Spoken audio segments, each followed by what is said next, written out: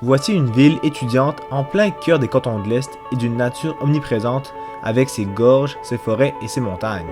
Son architecture anglo-saxonne lui donne un cachet très british et c'est une destination incontournable à l'automne. Cette ville, c'est Sherbrooke. Bonjour tout le monde, c'est Veg. Aujourd'hui, je suis à Sherbrooke, la reine des cantons de l'Est. C'est la 6e ville d'importance au Québec avec une population d'un peu plus de 170 000 habitants. Sherbrooke n'est pas connue pour être une ville très touristique, mais plutôt une ville universitaire, une ville d'étudiants. D'ailleurs, 10% de la population est étudiante à l'université, ce qui est le plus haut taux au Québec. Mais rassurez-vous, il y a quand même quelques attraits touristiques à Sherbrooke, alors je vous invite à me suivre pour les découvrir. Je commence au lac des Nations, qui est plus un renflement de la rivière Magog qu'un vrai lac. Il y a un circuit piéton et cycliste qui fait le tour du lac. Je vais l'emprunter pour longer la rivière Magog qui va me mener au centre-ville de Sherbrooke. Je voulais venir à Sherbrooke pour profiter des couleurs de l'automne, car les cantons de l'Est, c'est une région qui est très réputée pour ses belles couleurs automnales. Mais pour l'instant, il va falloir que j'attende, vu qu'il y a un gros brouillard, une vraie purée de pois. Petite pause déjeuner au marché de la gare de Sherbrooke, une ancienne gare qui a été construite au début du 20e siècle et qui a été réhabilitée en grand marché en 2007. Il y a quelques petits commerces à l'intérieur de l'ancienne gare et il y a aussi une tente chapiteau avec des étals à l'extérieur juste à côté.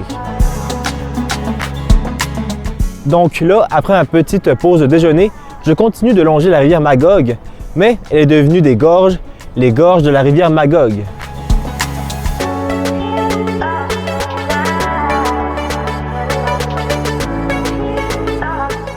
Wow! En tout cas, c'est rare qu'on voit ça, des gorges à 2 pas d'un centre-ville. C'est complètement fou. Sherbrooke est une ville étudiante, mais aussi culturelle. C'est pourquoi, avant de pénétrer dans le centre-ville, je vais vous présenter pas un, mais 2 musées qui valent le détour. D'abord, il y a le musée des Beaux-Arts de Sherbrooke. Avant d'être un musée, le musée des Beaux-Arts de Sherbrooke était la Eastern Townships Bank, une banque de loyalistes. C'est pourquoi l'édifice est très grand et a une architecture anglo-saxonne somptueuse. Au rez-de-chaussée, on peut y retrouver l'ancien coffre-fort et sa lourde porte. Impressionnant.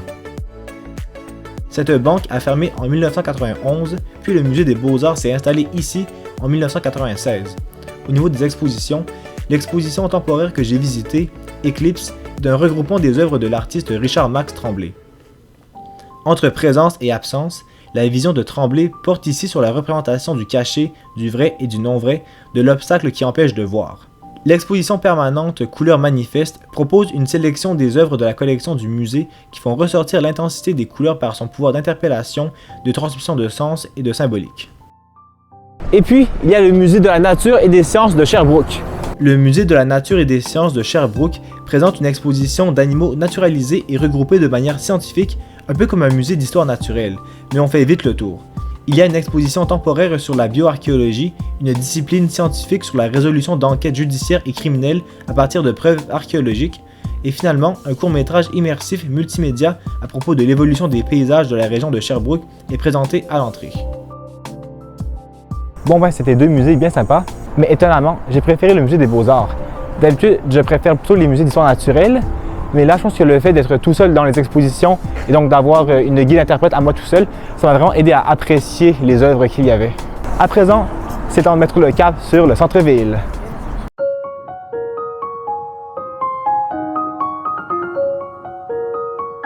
Le centre-ville de Sherbrooke est caractérisé par de beaux bâtiments en briques rouges et de style victorien, datant de la fin du 19e siècle et du début du 20e siècle. C'est parce qu'à la base, Sherbrooke a été fondée au début des années 1800 par des loyalistes anglais. C'est pourquoi l'influence architecturale anglo-saxonne est très présente dans le centre-ville de Sherbrooke. Parmi les bâtiments patrimoniaux les plus notables, on peut citer l'hôtel de ville de Sherbrooke, construit en 1904, et le théâtre Granada, un théâtre de style atmosphérique, construit en 1928. De plus, le cœur du centre-ville de Sherbrooke s'articule autour de l'artère commerciale, la rue Wellington. Sur cette rue, vous pouvez magasiner dans les petites boutiques, manger au restaurant ou prendre un verre dans les bars. Finalement, un circuit de fresques murales embellit le centre-ville et accompagne les promeneurs. À l'ouest de la rue Wellington, sur la rue de la Cathédrale, on retrouve la basilique cathédrale Saint-Michel. La basilique cathédrale Saint-Michel a une architecture de style gothique inspirée de la cathédrale Notre-Dame de Paris, comme le témoignent les deux grandes tours avant. La construction débuta en 1915, mais les travaux sont suspendus 2 ans plus tard à cause d'un manque de financement.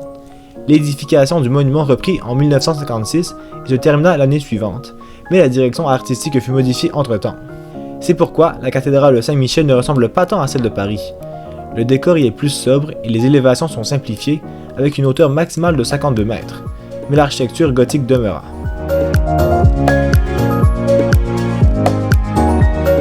Les cantons de l'Est sont réputés pour leurs paysages bucoliques et vallonnés entre champs, collines et montagnes.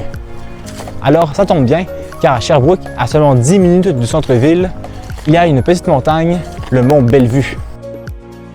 Dans ce parc, vous pouvez pratiquer de la randonnée, du vélo de montagne et du ski. Me voilà au belvédère du mont Bellevue, au pied de la croix, et comme son nom l'indique, il y a une belle vue. En plus, à l'automne, avec les couleurs, ça rend le paysage spectaculaire. Bien que Sherbrooke soit une ville étudiante, elle offre un vaste choix d'activités et d'attraits touristiques. À proximité du centre-ville, la nature du parc du mont Bellevue et de la rivière Magog sont des lieux privilégiés pour les activités récréo-touristiques. Les musées d'art, d'histoire et des sciences vous cultiveront l'esprit, alors que le patrimoine, les fresques murales et la vie nocturne qu'on retrouve sur Wellington en font la meilleure rue pour déambuler ou passer une agréable soirée. Bon ben voilà un autre beau spot pour finir une vidéo. Alors si la vidéo vous a plu, n'oubliez pas de vous abonner à la chaîne et de mettre la cloche si ce n'est pas déjà fait. Comme toujours, on met un pouce bleu, un commentaire et on partage la vidéo. C'était Veg et à la prochaine pour une nouvelle vidéo.